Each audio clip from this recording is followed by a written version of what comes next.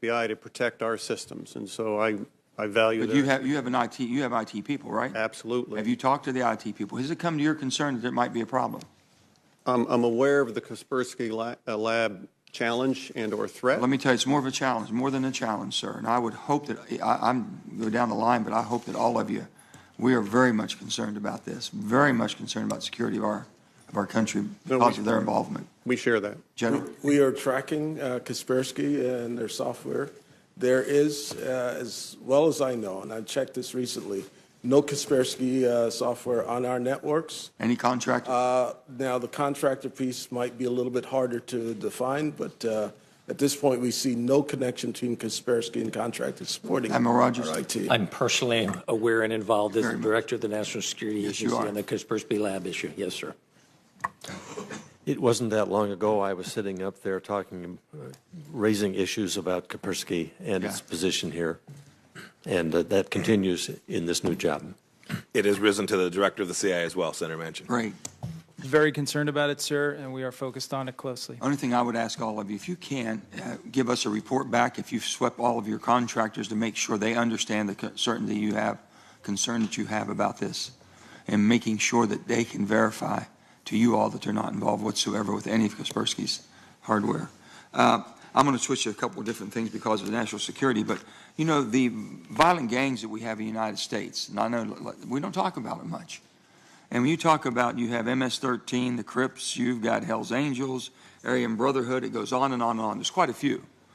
What are we doing, and what is it to your level? Has it been brought to your level, the concern we have with these gangs within our country, really every part of our country? Anybody on the gangland? Yeah, sir. So we spend a lot of time talking about that at the FBI. It's one of our highest priorities You have in the our resources to program. go after each one of these because they're interspersed all over the country. We do, sir. We've been focused on the gang threat for many years. Much like the online pharmacy threat, it continues to change and develop. We think it's likely having an impact on some of. We do, sir. We've been focused on the gang threat for many years. Much like the online pharmacy threat, it continues to change and develop. We think it's likely having an impact on some of the elevated violent crime rates we see across the country. So we're spending a lot of time focused on that. The one last question real quick, my time's running out, is basically on rare earth elements. I'm understanding ever since the closure of the California, which is the Mountain Pass mine, which was the last mine that we had that was giving us domestic source of rare earth elements, that's been closed, and now we're 100% dependent on basically foreign purchases of rare earth elements for what we need every day to run this country. We don't do any of it in this country anymore. Most of it comes from China. Do any of you have a concern about that? So, Senator Manchin, I'll speak to that. Yes, we're concerned. We do a lot of work to figure out where they are and help the intelligence community, help the policy community shape policies surrounding how we ought to treat this issue. But it's a very real concern, and obviously depends on the element. But we use them for important technologies that keep us all safe. Those very rare earth elements. Let me just say that it's been told to me that the Department of Defense needs about 800 tons of rare earth elements per year. Yes, and I want you to make sure that you know, West Virginia has the opportunity to provide this country with the rare earth elements it has because of our mining process and all of that we extract through the mining process. We are happy to come to aid, sir. Thank you, Senator. Thank you, Senator Manchin. Before I turn to Senator Cotton, can I say for members, the Vice Chair and I have to step out for a meeting that we can't push off. I would ask Senator Harris, Senator Cotton, to complete their first round of questions.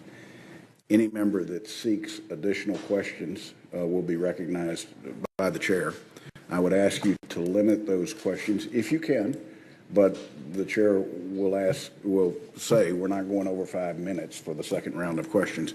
It is my hope that we will give sufficient time to these 6 gentlemen to have some nutrition before we reconvene at 1:30 in 219. It's my understanding that there will be a vote circa 2 o'clock, and we will decide exactly how we handle that. But the closed hearings, we like to make sure that nobody misses anything, so we might slightly adjust what we're doing. Mr. Chairman, just inquiry, and I appreciate your thoughtfulness. So in your departure, as we work through it, it's still acceptable to get another 5-minute round for those. Up to 5 minutes. Thank you.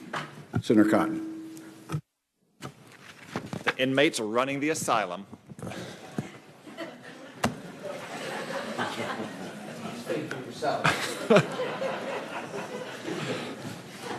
So I think everyone here in this room and most Americans have come to appreciate the aggressiveness with which Russia uses active measures or covert influence operations, propaganda, call them whatever you will, as your agencies assessed they did in 2016 and hacking into those emails and releasing them, as news reports suggest they did in the French election last week. That's one reason why I sought to revive the Russian Active Measures Working Group in the FY17 Intelligence Authorization Act.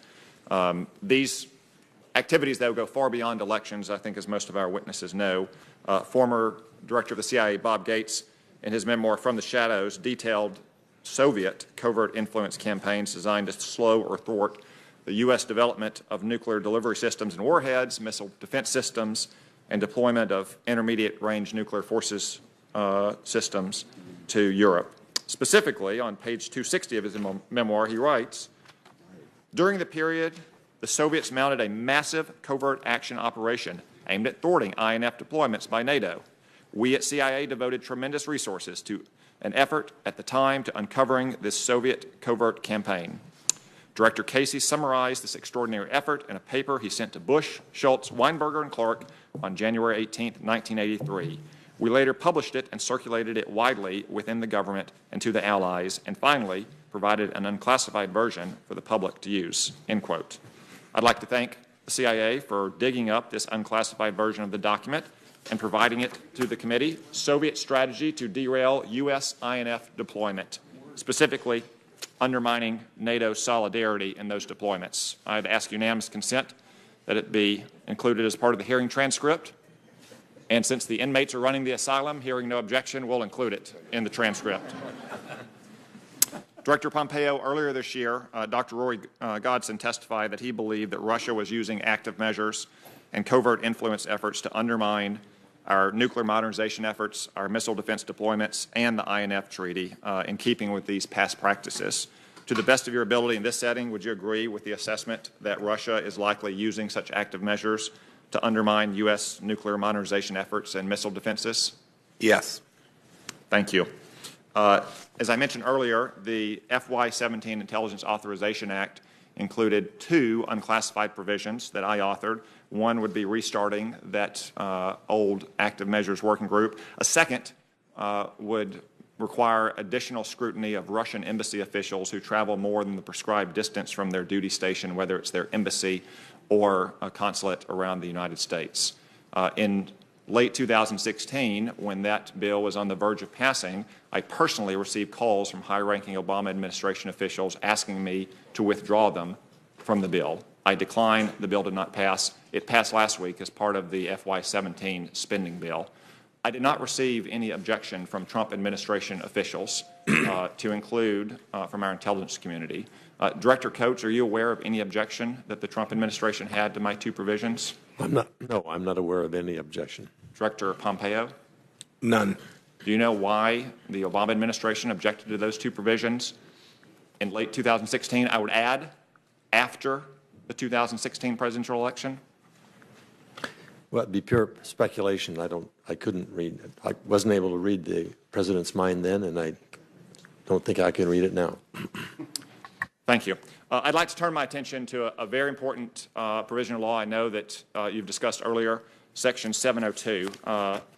Director Rogers, it's my understanding that your agency is undertaking an effort to try to release some kind of unclassified estimate of the number of U.S. persons who might have been incidentally collected using 702 techniques. Is that correct? So we're looking to see if we can quantify something that's of value to people outside the organization?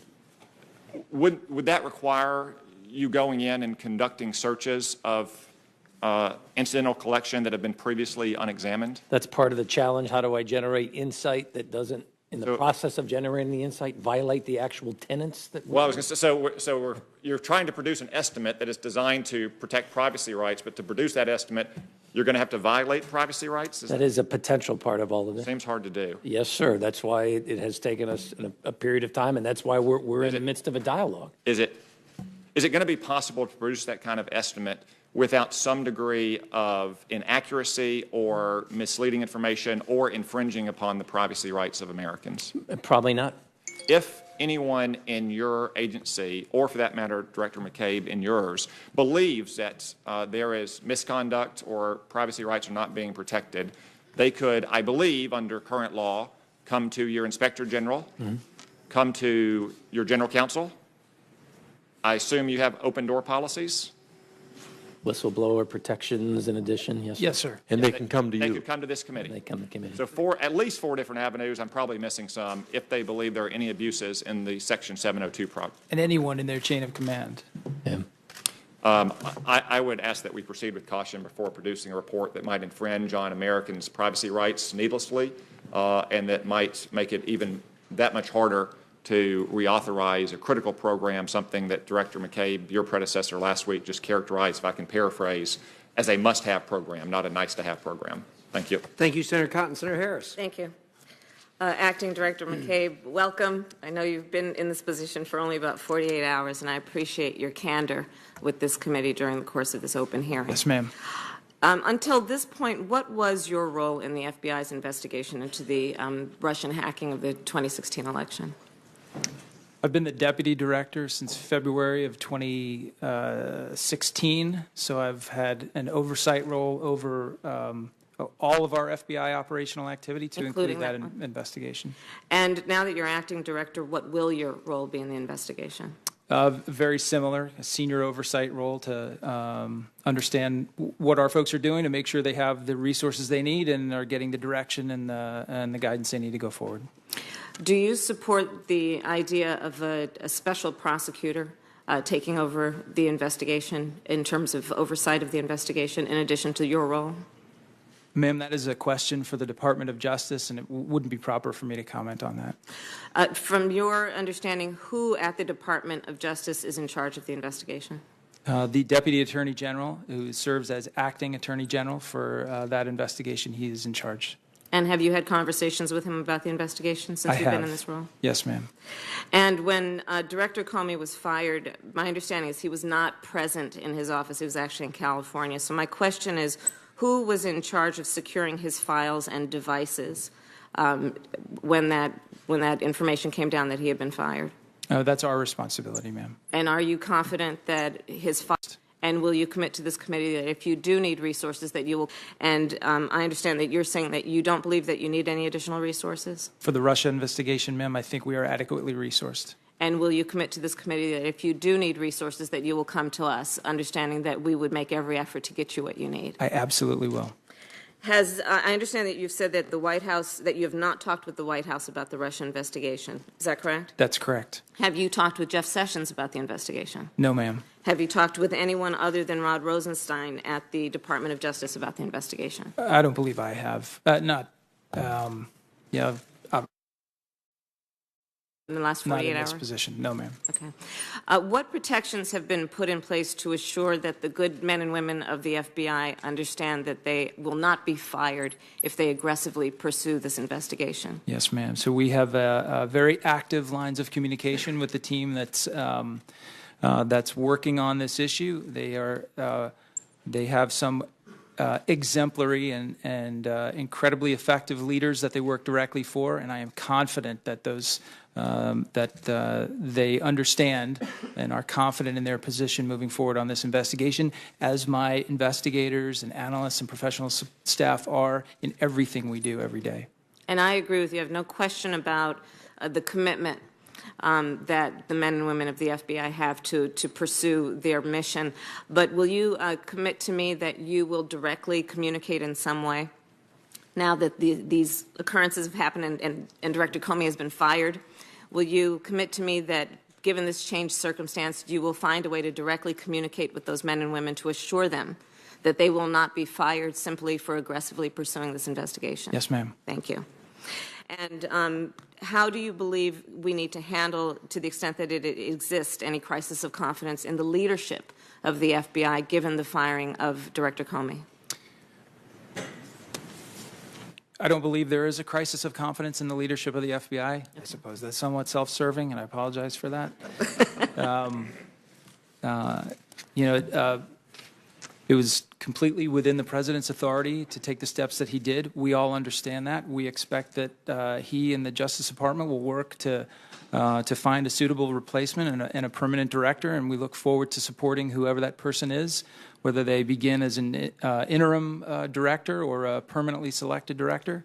This organization in its entirety will be completely committed to helping that person get off to a great start and do what they need to do. And do you believe that there will be any pause in the investigation during this interim period where we have a number of people who are in acting positions of authority? No, ma'am. That is my job right now, to ensure that the men and women who work for the FBI stay focused on the threats, stay focused on the issues that are of so much importance to this country, continue to protect the American people and uphold the Constitution. And I will ensure that that happens. I appreciate that. Thank you. Yes, ma'am. Thank you, Senator King. Second round, 5 minutes each. Senator Wyden. Thank you, Mr. Chairman. I want to go back to the question I asked you, Director Pompeo. And I went out and reviewed the response indications. Secondhand, any sense at all that the National Security Advisor and indication of it? Did you have any indication, secondhand, any sense at all that the National Security Advisor might be vulnerable to blackmail by the Russians? That is a yes or no question. It's actually not a yes or no question, Senator. I can't answer yes or no. I regret that I'm unable to do so.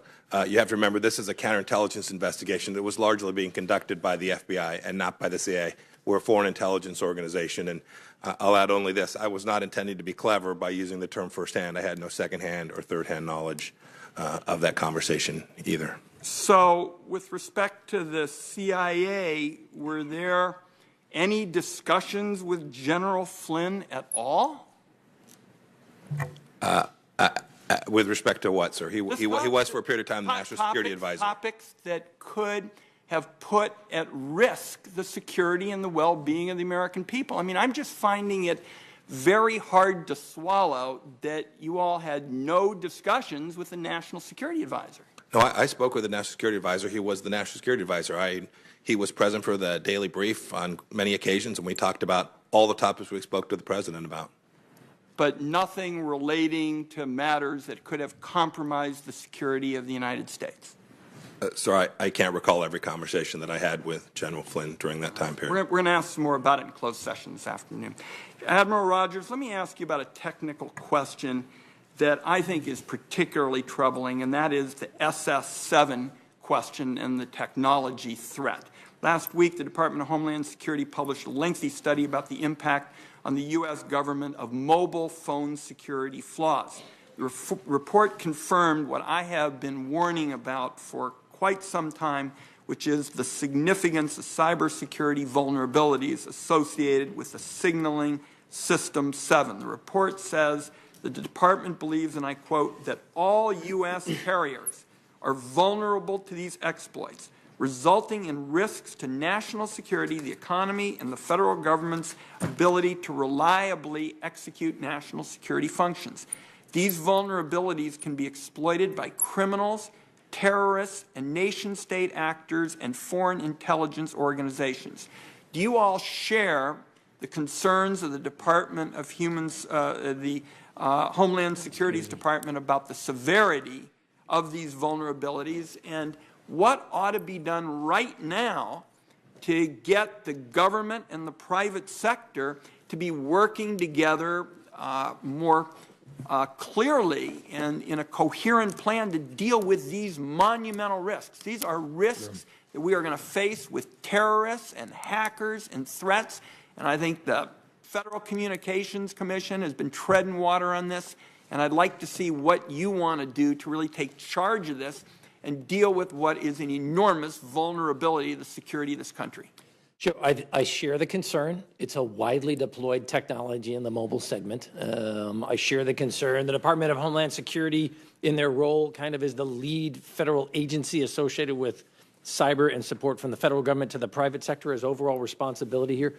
We are trying to provide at the National Security Agency our expertise to help generate insights about the nature of the vulnerability, the nature of the problem, partnering with DHS, talking to the private sector.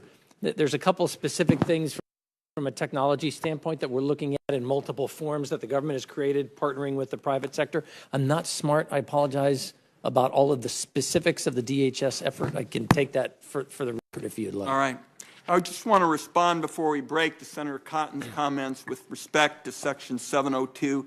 Mr. Director, glad to see my tax reform partner back in this role. You know, Mr. Director, that I think it's critical the American people know how many innocent, law-abiding Americans are being swept up in the program. The argument that producing an estimate of the number is in itself a violation of privacy is, I think, a far-fetched argument. It has been made for years. I and others who believe that we can have security and liberty, that they're not mutually exclusive, have always believed that this argument that you're going to be invading people's privacy doesn't add up. We have to have that number. Are we going to get it? Are we going to get it in time so we can have a debate that shows that those of us who understand there are threats coming from overseas, and we support the effort to deal with those threats as part of 702, that we are not going to have Americans' privacy rights indiscriminately swept up. We need that number. When will we get it? Senator, as you recall, during my confirmation hearing, we had this discussion. I promised to you that I would, if confirmed, and I was, go out to NSA, meet with Admiral Rogers, try to better understand why it was so difficult to come to a specific number. I did go out to NSA. It was hosted by Admiral Rogers. We spent significant time talking about that, and I learned the complexity of reaching that number. I think the statements that had been made by Senator Cotton are very relevant statements as to that. Clearly, what I have learned is that a breach of privacy has to be made against American people, have to be made in order to determine whether or not they've breached privacy. So there is an anomaly there. There are issues of duplication. I know that we're underway in terms of setting up a time with this committee, I believe in June, as early as June, to get into that issue and to address that and talk through the complexity of why it's so difficult to say. We are committed to a special meeting with the committee to try to go through this particular issue, but I cannot believe. I believe we are committed to a special meeting with the committee to try to go through this particular issue, but I cannot give you a date because and number because I understand the complexity of it now and why it's so difficult for us to say this specific number. Is the number. I'm well over my time. The point really is privacy advocates and technologists say that it's possible to get the number. If they say it and the government is not saying it, something is really out of sync. You've got people who want to work with you. We must get on with this and to have a real debate about 702 that ensures that security and liberty are not mutually exclusive. We have to have that number. Thank you, Mr. Chairman. Thank you, Senator. Senator King, I understand you had a... Thank you, Senator. If this hearing had been held 2 weeks ago, we'd be spending the last 2 hours talking about North Korea. And I think we ought to pay some attention to that. Director Pompeo and Director Cardillo, could you give us an update on the North Korea situation, the nature of the threat, whether some of the pressure that we were feeling 2 and 3 and 4 weeks ago has relieved? Is there anything going on that should either concern or make us feel better about that situation? Director Pompeo. Senator, I don't see anything that should make any of us feel any better about this threat. We have a threat from flashpoints that something could spark and have a conventional war, right, wholly apart from the issues we talk about with ICBMs and nuclear. It's a well-armed adversary that our Department of Defense works hard to make sure and mitigate against. Those risks remain. The leader continues to develop, test, attempt to verify, not only in the launches that we see, many of which have failed, but learned from each one, but continue to develop software that improves day by day. This threat is very real. We should not focus simply on the ICBMs either. American interests are held at risk today by shorter range missiles in theater, enormous American assets. Seoul is held at risk by artillery. Seoul is held at risk. We have enormous American interests in and around the region in Seoul. So, no, I wouldn't say that, in spite of the fact that it has fallen out of the headlines for the moment, that there's any decreased risk associated with the threat from Kim Jong-un. There were some discussions after, again, about 2 weeks ago, of entering into some kind of discussions with the North Koreans. Can you report anything on that front? Sir, there are none that I'm aware of related to trying to talk Kim Jong-un away from his nuclear missile program. We have taken action inside the agency. I've stood up a Korean Mission Center to draw the best minds, the most innovative, creative people from across our agency, and I'm sure we'll have others join in from across the intelligence community to try and focus this effort so that we can get back on our front foot with respect to foreign intelligence collection against the North Koreans and the capacity to impact what Kim Jong-un is actually doing. On that latter point, would you agree that the path to influence is through China? I think it's among our most productive paths, and one that I know the President's committed to working as a Secretary Tillerson. Thank you very much. Admiral Rogers, Senator King. Yes. Yes, please. Just chime in. I was in front of you in closed session a couple of weeks ago, giving you great detail about the threat you've just highlighted. What you'll hear this afternoon is just the continuation of what I was briefing a couple of weeks ago. So I would agree with the director that this threat has not only been sustained, it's continued to grow. Because it's fallen out of the headlines doesn't mean it's not. That's correct. It's still our highest priority. It is the highest priority, one of the highest, if not the highest priority of the intelligence community at this time. A great deal of effort is being spent relative to how we can even better assess the situation and provide all the relevant intelligence to our policymakers. Thank you. Two final questions. Admiral Rogers, the reason I was late this morning, we had a very informative hearing in Armed Services on cyber with Jim Clapper and Admiral Stavridis and General Hayden. The upshot of that hearing was we still don't have a doctrine. We don't have a policy. We still don't really fully understand. You would concur, I assume, that cyber is one of the most serious threats we face. Yes, sir. And do we need to have a policy and a deterrent policy and something further than what we have now, which is kind of an ad hoc response to events? Right. It tends to be a case-by-case basis. Yes, sir. I agree. And we spoke about that when I testified before the SASC last week, as a matter of fact. And Senator McCabe said, what's the impediment? Why can't we get there? Is it the structure of our government? We've got too many people thinking about this. What is it going to take to get us to the point of having a doctrine that will command us to the operating era? We are seeing the nature of warfare change before our eyes. Sir, I don't have an easy answer for you. My role in life, not speaking now as a director of NSA, but as the commander of the United States Cyber Command, is to be the operational commander.